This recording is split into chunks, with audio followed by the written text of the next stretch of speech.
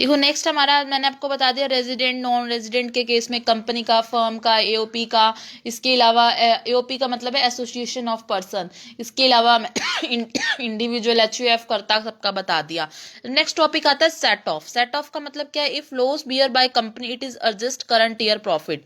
Set of का मतलब क्या है? सेट ऑफ तब करना पड़ता है कि अगर कंपनी, सेट ऑफ का मतलब है कि कंपनी का लॉस इसी साल के करंट ईयर के प्रॉफिट को में से क्या कर दो, एडजस्ट कर दो। If any loss this can adjust by other head income. अगर हम मान लो क्या है कि अगर मान लो कोई लॉस आ रहा है हाउस प्रॉपर्टी का, और हाउस प्रॉपर्टी की इनकम में से क्या नहीं हो सकता, एडजस्ट नहीं हो पा रहा है, तो जितना बचता है वो दूसरे हेड में से क्या कर देते हैं, हम सेट ऑफ कर देते हैं, एडजस्ट कर देते हैं। सेट ऑफ का मतलब ही क्या होता है? एडजस्ट करना किसी दूसरे हेड से, बट करंट ईयर के प्रॉफिट से, चाहे वो सैलरी का हो, चाहे पीजीपीपी का हो, चाहे कोई भी हो। कैरी फॉरवर्ड का मतलब क्या है? Without adjust amount of loss carry forward next year. मतलब इस साल अगर मान लो हाउस प्रॉपर्टी का लॉस है, तो हमने दूसरे हेड से इसको एडजस्ट करने के बजाय नेक्स्ट ईयर इसको ट्रांसफर कर दिया, तो उसको कैरी फॉरवर्ड कहा जाता है। ठीक है। 5 हेड इनकम होती है, सैलरी पे कोई लॉस नहीं होता, हाउस प्रॉपर्टी पे हो सकता है और भी हो सकता है।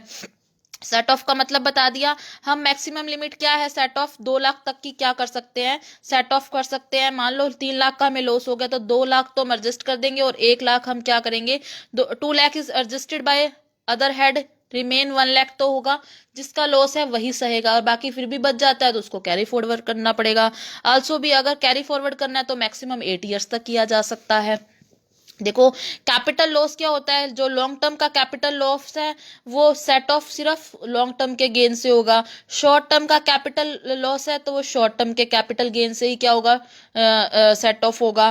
कैरी फॉरवर्ड हम क्या कर सकते हैं? दोनों ही केस में अगर कैरी फॉरवर्ड सिर्फ 8 साल तक मैक्सिमम कर सकते हैं। उसके बाद आता है business loss. Business law business loss like speculating business है, सट्टेबाजी का बिजनेस है, share, debenture, derivative, option forward के केस में सेट ऑफ किस पे होगा? स्पेकुलेटिंग इनकम से होगा। कैरी फॉरवर्ड भी स्पेकुलेटिंग इनकम से होगा, लेकिन मैक्सिमम 4 साल तक होगा। हर एक का अपना अपना केस है। हॉर्स रेस में अगर कोई लॉस हो गया है तो वो सेट ऑफ के कंडीशन में तो हॉर्स इनकम से ही होगा, और कैरी फॉरवर्ड भी हॉर्स रेस इनकम में होगा, और मैक्सिमम 4 साल तक हम कैरी फॉरवर्ड कर सकते हैं। अगर 35 AD स्पेकुलेटिंग कोई भी बिजनेस लॉस है 35 AD में, सिर्फ आपने ऐसे ही लर्न करना 35 AD में। 35 AD का बिजनेस इनकम से होगा, 35 AD बिजनेस इनकम में ही कैरी फॉरवर्ड होगा, और इनफाइनाइट तक कैरी फॉरवर्ड हो सकता है। अनऑब्जर्व डेप्रिसिएशन का कोई सेक्शन, अनऑब्जर्व डेप्रिसिएशन है सेक्शन, पेपर में यही आएगा। अनऑब्जर्व डेप्रिसिएशन जो सेक्शन 32(2) में बताया हुआ है, तो वो किसी भी हेड से किया जा सकता है, सिर्फ सैलरी के हेड को छोड़कर। Carry forward income under head, मतलब सैलरी के हेड को छोड़कर वो किसी में भी कैरी फॉरवर्ड किया जा सकता है, और इनडेफिनेट पीरियड, इनफाइनाइट टाइम के लिए किया जा सकता है।